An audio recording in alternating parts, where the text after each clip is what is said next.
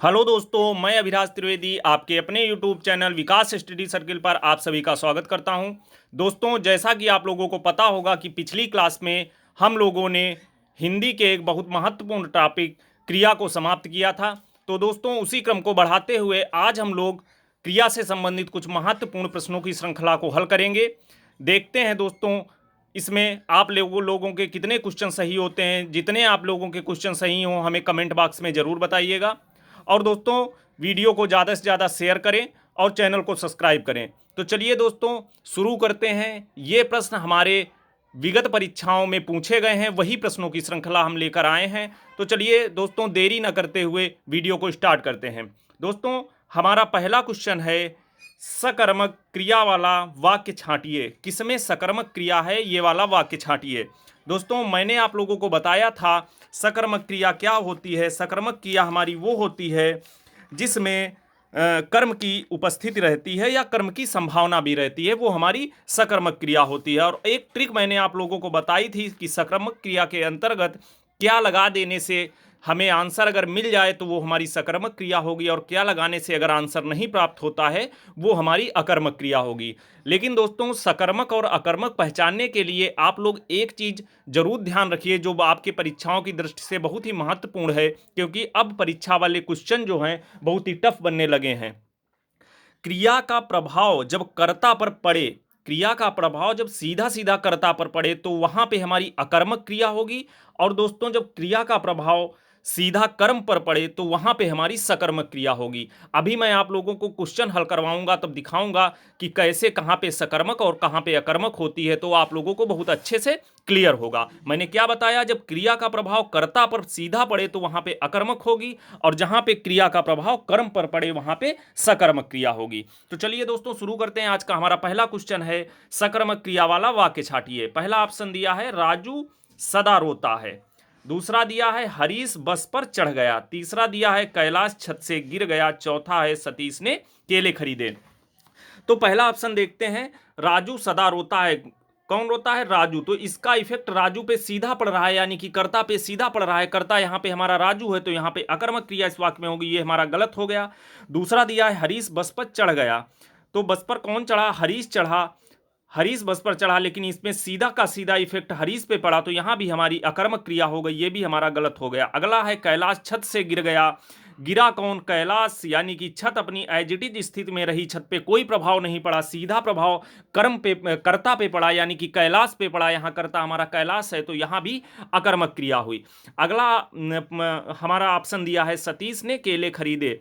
सतीश ने क्या खरीदा? केले खरीदे सतीश ने। तो एक तो सीधा क्या लगाने से ही आंसर मिल रहा है, सतीश ने केले खरीदे।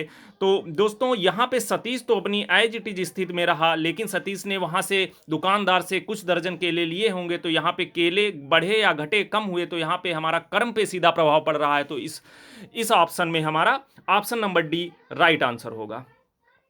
चलिए दोस्तों, हम अपने अगले क्वेश्चन की तरफ बढ़ते हैं। हमारा आज का अगला क्वेश्चन है, जब दो या दो से अधिक क्रियाएं मिलकर किसी पूर्ण क्रिया को बनाती हैं तो उसे क्या कहते हैं? दोस्तों, मैंने आपको पढ़ाते टाइम बताया था, जब दो या दो से अधिक क्रियाएं मिलकर एक क्रिया का निर्माण करती हैं तो वो हमारी संयुक्त क्रिया होती है। इसमें ऑप्शन दिया है, सकर्मक क्रिया, अकर्मक क्रिया, संयुक्त क्रिया और प्रेरणार्थक क्रिया। तो दोस्तों, यहां पे हमारा option number C right answer होगा। दोस्तों, हम अपने अगले क्वेश्चन की तरफ बढ़ते हैं। हमारा अगला क्वेश्चन है, वह घर पहुंच गया। वह घर पहुंच गया रेखांकित किस क्रिया का उदाहरण है? पहुंच गया, ये इतना रेखांकित है, यह किस क्रिया का उदाहरण है? तो दोस्तों, पहला ऑप्शन दिया है प्रेरणार्थक क्रिया, दूसरा दिया है पूर्वकालिक क्रिया, तीसरा दिया है द्विकर्मक क्रिया, चौथा दिया है संयुक्त क्रिया। तो दोस्तों, प्रेरणार्थक क्रिया क्या होती है? प्रेरणार्थक क्रिया के अंतर्गत मैंने बताया था, जब कर्ता स्वयं कार्य न करके किसी दूसरे को प्रेरित करे या करवाए तो वहां पे हमारी प्रेरणार्थक क्रिया होती है। और पूर्वकालिक क्रिया क्या होती है? जब एक क्रिया समाप्त होकर दूसरी क्रिया शुरू हो जाती है तो वहां पे हमारी पूर्वकालिक क्रिया होती है।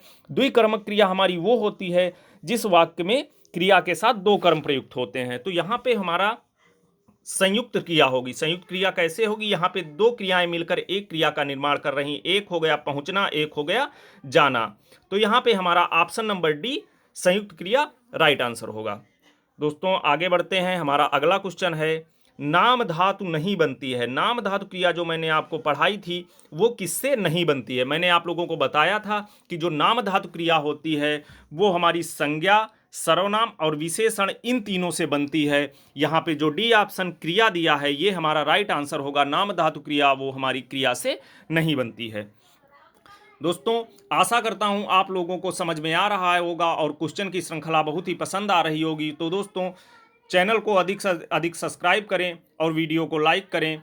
चलिए दोस्तों, हम अपने अगले क्वेश्चन की तरफ बढ़ते हैं। हमारा आज का अगला क्वेश्चन है, किसी पूर्ण क्रिया के पहले आने वाली अन्य क्रिया को क्या कहते हैं? किसी पूर्ण क्रिया के पहले आने वाली अन्य क्रिया को क्या कहते हैं? ऑप्शन दिया है पूर्वकालिक, दूसरा है संयुक्त, तीसरा है नाम धातु, चौथा है अपूर्ण। तो दोस्तों, किसी पूर्ण क्रिया के पहले आने वाली अन्य क्रिया को हम लोग कहते हैं पूर्वकालिक। मैंने बताया था कि उसमें एक क्रिया समाप्त होकर दूसरी क्रिया स्टार्ट हो जाती, वहां पे हमारी पूर्वकालिक क्रिया होती। तो इसमें option number A right answer होगा। दोस्तों, हम अपने अगले क्वेश्चन की तरफ बढ़ते हैं। दोस्तों, बहुत ही बढ़िया क्वेश्चन है, बहुत ध्यान से देखना। अब क्वेश्चन परीक्षाओं में ऐसे ही पूछते हैं, जो ये क्वेश्चन आया है यहां से अच्छे क्वेश्चनों की श्रृंखला स्टार्ट हुई है। दोस्तों, निम्नलिखित में सकर्मक क्रिया वाला वाक्य है। सकर्मक क्रिया वाला वाक्य है। पहला ऑप्शन दिया है कविता सोती है, दूसरा है राम निबंध लिख रहा है, तीसरा है पक्षी आकाश में उड़ते हैं, चौथा है बालक खिलौना पाकर हंसता है। मैंने आप लोगों को क्या बताया था कि क्या लगाने से कभी कभी क्वेश्चन गलत हो जाते हैं, और कभी कभी क्या आप तो इतने स्मार्ट तरीके से क्वेश्चन सेट करते हैं एग्जामिनर लोग कि क्वेश्चन गलत ही हो जाते हैं। तो आप लोगों को एक चीज याद रखना है कि सकर्मक के अंदर क्रिया का सीधा प्रभाव कर्म पे पड़ेगा, वहां पे हमारी सकर्मक होगी, और अकर्मक के अंतर्गत क्रिया का सीधा प्रभाव हमारा कर्ता पे पड़ेगा, वो हमारी अकर्मक होगी। अब देख लेते हैं, यहां सकर्मक क्रिया वाला वाक्य हमसे पूछा है। तो कविता सोती है, कौन सो रहा है? कविता सो रही है। तो सोने का सीधा इफेक्ट कविता को आराम मिल रहा है, यानी कि सोने में आराम किसको मिल रहा है? कविता में, यानी कि कर्म की यहां उपस्थिति ही नहीं है। और दूसरी बात है, सोना ही हमारी एक अकर्मक क्रिया का उदाहरण है, तो ये तो हमारी अकर्मक हो गई, तो ये गलत हो गया। राम निबंध लिख रहा है, राम निबंध लिख रहा है, राम लिख रहा है, क्या लिख रहा है? तो निबंध। तो यहां पर राम पे तो कोई प्रभाव नहीं पड़ा, उसने निबंध को लिखा है, निबंध लिखा है, निबंध पे उसमें इफेक्ट पड़ा है, तो यहां पे हमारी सकर्मक क्रिया होगी। तो यहां पे बी ऑप्शन हमारा बिल्कुल सही आंसर होगा। राम निबंध लिख रहा है, और यहां क्या लगाने से भी हमको उत्तर प्राप्त हो रहा है। राम क्या लिख रहा है? राम निबंध लिख रहा है। तो दोस्तों, ये हमारा ऑप्शन नंबर बी इसमें राइट होगा। चलिए आगे दूसरा भी ऑप्शन देख लेते हैं। पक्षी आकाश में उड़ते हैं, कौन उड़ रहा है? पक्षी। पक्षी तो उड़ रहे हैं, लेकिन पक्षियों से उड़ने से आकाश ना तो कम हो रहा है ना तो ज्यादा हो रहा है, तो यहां पे हमारा ये वाला सही हो जाएगा। एक मिनट दोस्तों, हाँ, पक्षी आकाश में उड़ रहे हैं, पक्षी आकाश में उड़ रहे हैं। तो यहां अकर्म हमारा कौन है? आकाश कर्म है, लेकिन आकाश ना तो कम हो रहा है ना तो ज्यादा हो रहा है, आकाश अपनी जगह स्थित है। यहां पक्षी उड़ रहा है, तो यानी कि उड़ने का सीधा इफेक्ट हमारा पक्षी पे पड़ रहा है, यानी कि यहां अकर्मक क्रिया होगी, इसलिए ये भी हमारा गलत हो जाएगा। बालक खिलौने पाकर हंसता है, तो यानी कि कौन हंस रहा है? किसको प्रसन्नता मिल रही है? बालक को प्रसन्नता मिल रही है, यानी कि क्रिया का सीधा इफेक्ट हमारा कर्ता पे पड़ रहा है, इसलिए इसमें भी सकर्म अकर्मक क्रिया होगी। तो और खिलौने पे कोई इफेक्ट नहीं पड़ा, तो दोस्तों यहाँ कर्ता पे इफेक्ट पड़ रहा है, तो यहाँ भी हमारी अकर्मक क्रिया होगी, तो ये भी हमारा गलत हो जाएगा। राम निबंध लिख रहा है, ऑप्शन नंबर बी यहाँ पे बिल्कुल राइट आंसर होगा। चलिए दोस्तों, आशा करता हूं आप लोगों को समझ में आया होगा। आगे बढ़ते हैं हम अपने अगले क्वेश्चन की तरफ। हमारा आज का अगला क्वेश्चन है, राम लक्ष्मण से पत्र लिखवाता है। राम लक्ष्मण से पत्र लिखवाता है, वाक्य में कौन सा रूप है? पहला ऑप्शन है पूर्वकालिक, दूसरा है प्रेरणार्थक, तीसरा है संयुक्त, चौथा है अपूर्ण। तो दोस्तों, राम लक्ष्मण से पत्र लिखवाता है, तो दोस्तों इसमें सोचिए कौन सी क्रिया होगी। राम स्वयं कार्य नहीं कर रहा है, यानी कि कर्ता स्वयं कार्य नहीं कर रहा है, किसी से करवा रहा है, किसी को प्रेरित करवा रहा है। तो मैंने बताया था प्रेरणार्थक क्रिया के अंतर्गत कर्ता स्वयं कार्य न करके किसी को प्रेरित करता है या किसी से करवाता है, तो वहां पे प्रेरणार्थक क्रिया होती है। तो दोस्तों यहाँ पे राम स्वयं पत्र न लिखकर लक्ष्मण से पत्र लिखवा रहा है या लक्ष्मण को प्रेरित करवा रहा है, तो यहाँ पे ऑप्शन नंबर बी प्रेरणार्थक क्रिया हमारा राइट आंसर होगा। दोस्तों मैंने आप लोगों को इसके जब प्रेरणार्थक क्रिया बताई थी तो बताया था कि जैसे मोहन सोहन से पत्र लिखवाता है या सरपंच गांव में तालाब बनवाता है, ये इस प्रकार के उदाहरण आप लोगों को दिए थे। यानी कि कर्ता यहाँ पे प्रेरणार्थक क्रिया के अंतर्गत कर्ता स्वयं कार्य न करके किसी दूसरे से करवाता है, तो वहाँ पे हमारी प्रेरणार्थक क्रिया होगी। दोस्तों एक चीज और, यहाँ पे एक प्रेरक होता है और एक प्रेरित कर्ता होता है। प्रेरित कर्ता प्रेरक से कार्य करवाता है, तो वहां पे हमारी प्रेरणार्थक क्रिया होती है। चलिए दोस्तों, आशा करता हूं आप लोगों को समझ में आया होगा। हमारा अगला क्वेश्चन है, रचना की दृष्टि से क्रिया के कितने भेद हैं। मैंने आपको क्रिया स्टार्टिंग में पढ़ाते टाइम ही बताया था कि क्रिया के अगर कहीं पे भेद आ जाए कि क्रिया कितने प्रकार की होती है, तो क्रिया हमेशा दो प्रकार की होती है, सकर्मक क्रिया और अकर्मक क्रिया। तो यहाँ पे ऑप्शन नंबर बी हमारा राइट आंसर होगा। रचना के आधार पर क्रिया के दो भेद होते हैं। आज का हमारा अगला क्वेश्चन है और बहुत ही अच्छा क्वेश्चन है दोस्तों ये, निम्न वाक्यों में किसमें अकर्मक क्रिया प्रयुक्त हुई है। किसमें अकर्मक क्रिया प्रयुक्त हुई है, अकर्मक क्रिया पूछी जा रही है। यानी कि जब क्रिया का प्रभाव सीधा सीधा कर्ता पे पड़े, जिस वाक्य में क्रिया का प्रभाव सीधा सीधा कर्ता पर पड़ रहा हो, वही ऑप्शन हमारा सही हो जाएगा। देखते हैं, शिशु सो रहा है। शिशु सो रहा है यानी कि सोने का सीधा सीधा प्रभाव यहाँ शिशु पे पड़ रहा है। शिशु को आराम मिल रहा है, शिशु को अच्छा लग रहा है, शिशु सो रहा है, और सोना क्रिया ही हमारी अकर्मक क्रिया का उदाहरण है। तो यहाँ पे ऑप्शन नंबर ए हमारा बिल्कुल राइट आंसर हो जाएगा। चलिए दोस्तों, आगे भी हम तीन ऑप्शन देख लेते हैं। बालक खेल रहा है। बालक खेल रहा है, यहाँ पे हमारी कर्म की संभावना है। बालक क्या खेल रहा होगा, बालक मान लो क्रिकेट खेल रहा होगा, या बालक कबड्डी खेल रहा होगा। तो यहाँ पे हमारा कर्म की संभावना है। मैंने आपको बताया था कि जहाँ पे कर्म हो या कर्म की संभावना भी प्रयुक्त हो, वहाँ पे हमारी सकर्मक क्रिया होती। तो इसमें सकर्मक क्रिया हो जाएगी, ये हमारा गलत हो जाएगा। छात्र पढ़ रहा है, पढ़ना ही हमारी एक सकर्मक क्रिया का उदाहरण है। छात्र पढ़ रहा है, छात्र या तो अखबार पढ़ रहा होगा या तो पुस्तक पढ़ रहा होगा, यानी कि यहाँ भी कर्म की उपस्थिति है या कर्म की संभावना है, तो ये भी हमारी सकर्मक क्रिया का उदाहरण हो जाएगा। तो ये भी ऑप्शन गलत हो जाएगा। छात्र लिख रहा है, छात्र पत्र लिख रहा हो, या छात्र अपना सिलेबस पूरा कर रहा हो, कुछ छात्र लिख रहा है, तो यहाँ भी हमारी कर्म की संभावना प्रयुक्त हो रही है। तो यहाँ भी हमारा ये भी सकर्मक क्रिया का उदाहरण हो जाएगा। तो ये भी ऑप्शन गलत हो जाएगा। शिशु सो रहा है, ये बिल्कुल राइट आंसर होगा, ऑप्शन नंबर ए, अकर्मक क्रिया। हम आगे बढ़ते हैं। हमारा अगला आज का प्रश्न है, निम्न में कौन सी सकर्मक क्रिया है। कौन सी सकर्मक क्रिया है। दौड़ना, आप लोगों को पता है दौड़ना, इसमें कोई भी कर्म की उपस्थिति नहीं होगी, ये दौड़ना हमारी अकर्मक है। रूठना, ये भी हमारी रूठना अकर्मक है। मुस्कुराना भी अकर्मक है। पीना, पीना कुछ तो पी रहा होगा, पानी पी रहा होगा, यहाँ पे यानी कर्म की उपस्थिति हो सकती है इस क्रिया प्रयुक्त होने, इस क्रिया के प्रयुक्त होने के साथ। तो यहाँ पे ऑप्शन नंबर डी, पीना हमारा राइट आंसर हो जाएगा। आगे बढ़ते हैं। हमारा अगला क्वेश्चन है, निम्नलिखित में क्या अकर्मक क्रिया है। निम्नलिखित में क्या अकर्मक क्रिया है।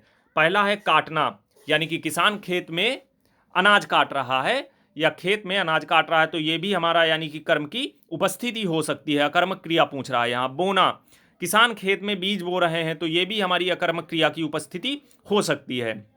धोना, धोबी कपड़े धुल रहे हैं, तो यहाँ भी हमारी कर्म की उपस्थिति होगी। तो ये तीनों हमारे सकर्मक क्रिया के उदाहरण हैं। और रोना, ये हमारी अकर्मक क्रिया का उदाहरण है। तो ऑप्शन नंबर डी हमारा राइट आंसर हो जाएगा। दोस्तों हम लोग आगे बढ़ते हैं। हमारा अगला क्वेश्चन है, निम्न में से कौन सी द्विकर्मक क्रिया है। दोस्तों बहुत ही बढ़िया क्वेश्चन है, बहुत ध्यान से करना। निम्न में से कौन सी द्विकर्मक क्रिया है। पहला ऑप्शन है, राम ने मोहन को पैसा दिया। अगला हमारा ऑप्शन है, सेठ मुनीम को वेतन देता है। अगला है, नौकर माँ से भोजन बनवाती है। अगला है, पिता ने पुत्र को पुस्तक दी। दोस्तों बहुत ध्यान से पढ़ना, इसका ऑप्शन लगाना कि इसमें किसमें द्विकर्मक क्रिया नहीं है। नहीं है पूछा है, देखो मैंने गोल कर दिया, नहीं है। राम ने मोहन को पैसा दिया, बिल्कुल राइट है, ये भी हमारा। सेठ ने मुनीम को वेतन दिया, ये भी हमारी द्विकर्मक क्रिया का उदाहरण है। अगला, पिता ने पुत्र को पुस्तक दी, ये भी हमारी द्विकर्मक क्रिया का उदाहरण है। माँ नौकर से भोजन बनवाती है, यानी कि नौकर से भोजन बनवाती है, माँ स्वयं कार्य न करके दूसरे को प्रेरित कर रही है। यानी कि यहाँ पे जहाँ पे कर्ता स्वयं कार्य न करके किसी दूसरे को प्रेरित करता है, वो हमारा प्रेरणार्थक क्रिया का उदाहरण होगा। तो यहाँ पे नहीं पूछा है, तो यानी कि ऑप्शन नंबर सी हमारा राइट आंसर होगा इसमें। और दोस्तों एक चीज मैं आप लोगों को बता दूं कि द्विकर्मक क्रिया को पहचानने के लिए सबसे बढ़िया ट्रिक क्या है कि द्विकर्मक क्रिया में जो सेकंड कर्ता होता है, जो सेकंड कर्ता होता है उसके साथ कारक चिन्ह, को कारक चिन्ह या को परसर्ग का यूज होता है। अब देख लेते हैं, जैसे राम ने मोहन को, यहां को प्रयुक्त हुआ है, यानी कि सीधा सीधा दूसरे कर्ता के साथ जब को परसर्ग का यूज होता है तो वहां पे हमारी द्विकर्मक क्रिया होती है। तो ऑप्शन नंबर ए में भी मोहन को यहां को प्रयुक्त हुआ है, सेठ मुनीम को यहां भी को प्रयुक्त हुआ है, यानी ये भी द्विकर्मक क्रिया का उदाहरण है। पिता ने पुत्र को यहां भी को प्रयुक्त हुआ है, ये भी हमारा द्विकर्मक क्रिया का उदाहरण है। और दोस्तों एक चीज और याद रखना कि प्रेरणार्थक क्रिया के अंतर्गत सेकंड कर्ता में, प्रेरणार्थक क्रिया के अंतर्गत सेकंड कर्ता में से परसर्ग चिन्ह का प्रयोग होता है। जैसे नौकर से, जितने भी इसके एग्जाम्पल होंगे प्रेरणार्थक क्रिया के, तो जो सेकंड कर्ता होगी हमारी उसमें से परसर्ग का यूज हुआ होगा। तो दोस्तों आशा करता हूं आप लोगों को समझ में आया होगा। चलिए दोस्तों बढ़ते हैं हम अपने अगले क्वेश्चन की तरफ। सुमित सो रहा है, वाक्य में क्रिया का भेद है। सुमित सो रहा है, बहुत ही आसान क्वेश्चन है। सुमित सो रहा है, वाक्य में क्रिया का भेद है। सोने से कौन प्रभावित हो रहा है? सुमित, यानी कि कर्ता सोने से सीधा प्रभावित हो रहा है, यानी कि सुमित को आराम मिल रहा है सोने में। तो इसमें ये हमारी जिसमें क्रिया का सीधा इफेक्ट कर्ता पे पड़े वो मैंने आप लोगों को बताया, अकर्मक क्रिया का उदाहरण होता है। तो यहाँ पे ऑप्शन नंबर ए हमारा बिल्कुल राइट आंसर होगा, अकर्मक क्रिया। दोस्तों हम अपने अगले क्वेश्चन की तरफ बढ़ते हैं। हमारा अगला क्वेश्चन है, किस वाक्य में अकर्मक क्रिया नहीं है? किस वाक्य में अकर्मक क्रिया नहीं है? बहुत ध्यान से पढ़ना, किस वाक्य में अकर्मक क्रिया नहीं है। पहला है बच्चा गहरी नींद में सो रहा है। अगला है मजदूर छाया में सुस्ता रहा है। अगला है बालक पतंग उड़ा रहा है। अगला है दो छात्र बातें करते हुए जोर जोर से हंस रहे हैं। दो छात्र बातें करते हुए जोर जोर से हंस रहे हैं। तो दोस्तों ये आप लोग उसी ट्रिक से पहचान पाएंगे इस वाक्य में कि जहां पे क्रिया का सीधा इफेक्ट कर्ता पे पड़े वो हमारी अकर्मक क्रिया होगी, और जहां पर क्रिया का सीधा इफेक्ट कर्म पे पड़े वो हमारी सकर्मक क्रिया होगी। तो देख लेते हैं दोस्तों, कौन सो रहा है? बच्चा गहरी नींद में सो रहा है। सोने से किसको आराम मिल रहा है? बच्चा को गहरी नींद अपनी एज इट इज स्थिति में हुई, यानी कि आराम किसको मिल रहा है? बच्चा को। प्रभावित कौन हो रहा है? बच्चा। तो यहाँ ये भी हमारी अकर्मक क्रिया का उदाहरण है। यहाँ पे पूछा है कर्मक क्रिया नहीं है, सकर्मक क्रिया ढूंढना है इस वाक्य में, किसमें सकर्मक क्रिया है। अगला है मजदूर छाया में सुस्ता रहा है। कौन सुस्ता रहा है? मजदूर। तो किसको आराम मिले? छाया तो अपनी जगह है, छाया न तो कहीं जा रही है चल के, वो अपनी ही स्थिति पे है, उसकी स्थिति में कोई परिवर्तन नहीं हो रहा है, मजदूर को आराम मिल रहा है। तो यहां भी ये भी हमारा अकर्मक क्रिया का उदाहरण है, तो ये भी गलत हो जाएगा। बालक पतंग उड़ा रहा है। बालक पतंग उड़ा रहा है, बालक क्या उड़ा रहा है? बालक पतंग उड़ा रहा है, यानी कि यहाँ बालक तो अपनी स्थिति में है लेकिन पतंग कहीं ऊपर जा रही है, कहीं नीचे जा रही, कहीं फट रही, यानी कि कर्म पे सीधा इफेक्ट पड़ रहा है। तो ये हमारा सकर्मक क्रिया का उदाहरण होगा, तो यही हमारा राइट आंसर हो जाएगा। अगला भी देख लेते हैं, दो छात्र बातें करते हुए जोर जोर से हंस रहे हैं। हंसने की क्रिया कौन रहा है? हंसने की क्रिया दो छात्र कर रहे हैं, और जोर जोर से हंसना इसमें कोई इफेक्ट नहीं है, यानी कि हमारा इसमें option number C right answer, option number C right answer होगा। कौन अकर्मक क्रिया का उदाहरण नहीं है? अकर्मक क्रिया का उदाहरण सी वाला नहीं है। और इसमें क्या लगाने से भी आंसर नहीं मिल रहा है कि बालक क्या उड़ा रहे हैं? बालक पतंग उड़ा रहे हैं, तो ये भी हमारा सकर्मक क्रिया होगा। ऑप्शन नंबर सी इसमें राइट हो जाएगा। हम अपने अगले क्वेश्चन की तरफ बढ़ते हैं। हमारा अगला क्वेश्चन है, निम्नलिखित में अकर्मक क्रिया है। निम्नलिखित में अकर्मक क्रिया है। लिखना आपको पता है ये सकर्मक क्रिया का उदाहरण है। लिखना, पत्र लिखना, ये सकर्मक क्रिया का, इसमें कर्म की उपस्थिति हो सकती है, तो ये हमारा सकर्मक क्रिया का उदाहरण है। ये और पढ़ना ये भी सकर्मक क्रिया का उदाहरण है। देखना ये भी सकर्मक क्रिया का उदाहरण है। नाचना ये हमारी अकर्मक क्रिया का उदाहरण है, तो इसमें ऑप्शन नंबर सी बिल्कुल राइट आंसर होगा। आगे बढ़ते हैं हम दोस्तों अपने अगले क्वेश्चन की तरफ। हमारा अगला क्वेश्चन है, किस वाक्य में द्विकर्मक क्रिया प्रयुक्त हुई है? किस वाक्य में द्विकर्मक क्रिया प्रयुक्त हुई है? तो दोस्तों मैंने आप लोगों को बताया था, अभी पीछे क्वेश्चन आया था, द्विकर्मक क्रिया पहचानने के लिए सेकंड कर्ता में को परसर्ग का यूज होता है, वहां पे हमारी द्विकर्मक क्रिया होती है। तो देख लेते हैं, लड़के ने अपने साथी को पुस्तक दी। को परसर्ग का यूज यहाँ पे हुआ है, यानी कि ऑप्शन नंबर ए बिल्कुल राइट आंसर होगा। आगे देख लेते हैं, वह दिन दिन रात बहुत परिश्रम करता है। अगला है, उसने एक रोचक कहानी पढ़ी। अगला है, मैंने दुकान से फल खरीदे। तो ये तो हमारा हो गया सकर्मक क्रिया का उदाहरण, ये हमारा सकर्मक का हुआ, ये अकर्मक का हुआ, ये कर्मक का हुआ, द्विकर्मक का पूछ रहा है। तो ऑप्शन नंबर ए बिल्कुल राइट आंसर होगा। यहाँ साथी यानी कि सेकंड कर्ता के साथ को प्रसर्ग का यूज हुआ है, तो ये हमारा बिल्कुल राइट आंसर होगा। और द्विकर्मक क्रिया के अंतर्गत उदाहरण यही टाइप के आते हैं, जैसे श्री कृष्ण ने अर्जुन को उपदेश दिया, यहां भी लड़के ने अपने साथी को पुस्तक दी, तो ऐसे भी समझ सकते हैं। चलिए दोस्तों आगे बढ़ते हैं। निम्नलिखित में प्रेरणार्थक क्रिया नहीं है। निम्नलिखित में प्रेरणार्थक क्रिया नहीं है। किसमें प्रेरणार्थक क्रिया नहीं है दोस्तों? प्रेरणार्थक क्रिया नहीं है। ऑप्शन पढ़ते हैं। ऑप्शन हमारा है हंसना, जगना, जगाना, लिखवाना और भूलना। लिखवाना और भूलना किसमें प्रेरणार्थक क्रिया नहीं है? तो दोस्तों ये ऑप्शन केस में प्रेरणार्थक क्रिया नहीं है। तो दोस्तों ऑप्शन नंबर सी इसमें शायद ये नहीं वाला नहीं होगा, किसमें प्रेरणार्थक क्रिया है, ये क्वेश्चन होना चाहिए। क्वेश्चन गलत लिख गया, किसमें प्रेरणार्थक क्रिया है ये होगा। तो दोस्तों इसमें ऑप्शन नंबर सी बिल्कुल हमारा राइट आंसर हो जाएगा, कि जैसे मोहन सोहन से पत्र लिखवाता है, यानी कि किसी को प्रेरित कर रहा है, तो ये नहीं होगा। यहाँ पे किसमें प्रेरणार्थक क्रिया है, तो इसमें ऑप्शन नंबर सी बिल्कुल हमारा राइट आंसर होगा। इसी प्रकार हम अपने अगले क्वेश्चन की तरफ दोस्तों बढ़ते हैं। हमारा अगला क्वेश्चन है, किस वाक्य में प्रेरणार्थक क्रिया है? बहुत ही दोस्तों बढ़िया क्वेश्चन है, आप लोग इसका आंसर जरूर देना। अगर आप लोग इस क्वेश्चन का आंसर दे लेते हैं तो मैं समझ जाऊंगा कि आप लोगों को क्रिया चैप्टर अच्छे से समझ में आ गया। बहुत ही अच्छे एग्जाम्पल हैं, बहुत अच्छे से देना समझ के आंसर को कि किसमें प्रेरणार्थक क्रिया है। मैं आप लोगों को ऑप्शन पढ़ते पहले ही बता दूं कि प्रेरणार्थक क्रिया क्या होती है। प्रेरणार्थक क्रिया वो होती है हमारी कि जिसमें कर्ता स्वयं कार्य न करके किसी दूसरे को प्रेरित करवाए या किसी दूसरे से करवाए, वहां पे हमारी प्रेरणार्थक क्रिया होती है। अब आप लोग ऑप्शन देखना।